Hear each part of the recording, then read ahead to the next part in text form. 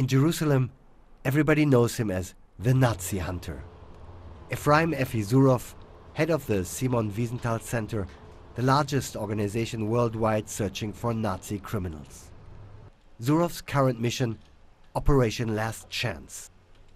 Offering $10,000 reward in newspaper ads, he's determined to bring the last murderers to justice. Also in the Baltic states, where the local fascists were enthusiastic henchmen of the Nazis. Now finally, they are supposed to pay for massacres like the one the newspaper ad shows. Oh, this is a fantastic picture. There was a crowd, which included women and children, who were watching the execution.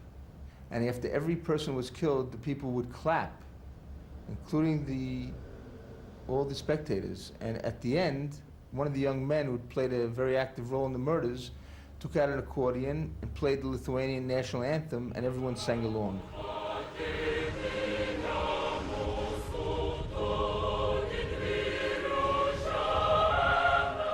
In Vilnius, in Lithuania, after the war, nobody ever spoke about the fascists' atrocities. According to Zurov, Lithuania has more war criminals who were never convicted than any other place. When more than 60 years ago the Nazis were marching into town, the local fascists welcomed them with open arms. History nowadays nobody wants to hear about. The minute that Zurov's ads appear in the newspapers, the media is up in arms against him. $10,000 reward for any whistleblower handing over a Nazi collaborator to the courts? This, claims the Lithuanian weekly Vedas, are the same methods with which the Nazis had been looking for Jews in their hiding places.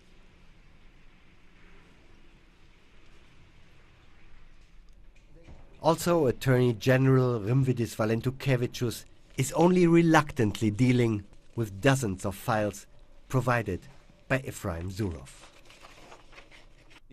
He gave me a list of 100 families and claims these people were war criminals, had been participating in the genocide against the Jews.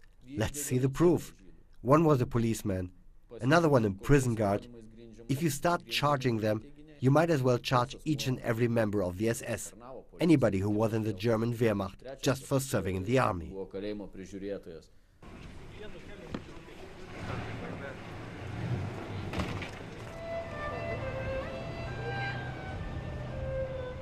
After Zurov's ads, 200 contemporary witnesses wrote to the Jewish community of Vilnius.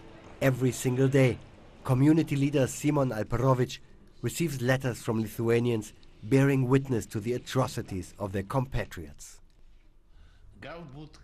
And the most amazing thing is, hardly anybody who has been writing to us came because of the reward. For them, it is simply a matter of justice.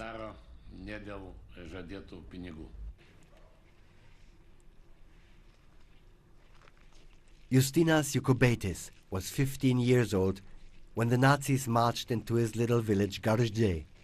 His family hated the fascists, the Lithuanian ones as much as the Germans. They were violently beating the Jewish women of the village, chasing them up and down the hill. We children kept screaming, "What are you murderers doing?" So they started to shoot in our direction, to chase us away, until we had to go back to class. There our teacher, a priest, asked who started this revolt, and one of the kids said it was Jokubaitis, upon which the priest hit me so hard on my ear that it hurt all summer long.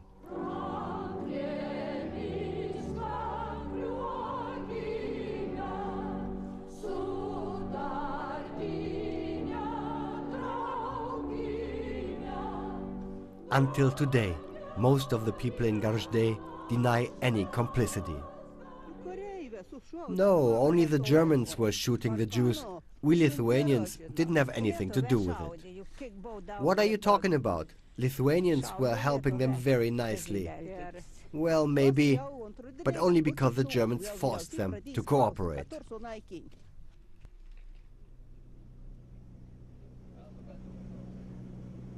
Effi Zurov is on his way to Vilnius, on his way to witnesses like Justinas Jokubaitis.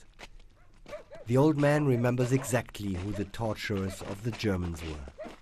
He knew the man guarding the Jews, who in the summer of 1941 were locked up in a barn and then murdered. One of them I knew especially well. Puznaikis was his name, a guy from our village. He proudly told us how he had been torturing people, how he grabbed little children by their legs and hit them against a tree.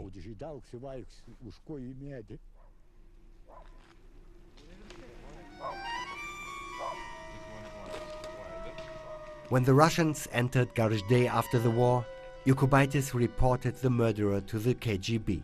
The verdict: mass murder, forced labor in Siberia. Anybody who has already served a sentence cannot be put to trial again. But hundreds, claims Nazi Hunter Zurov, were never arrested.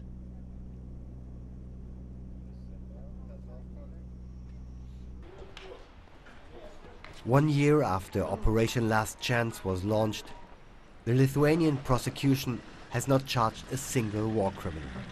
Operation Last Chance, a fight against the windmills of justice.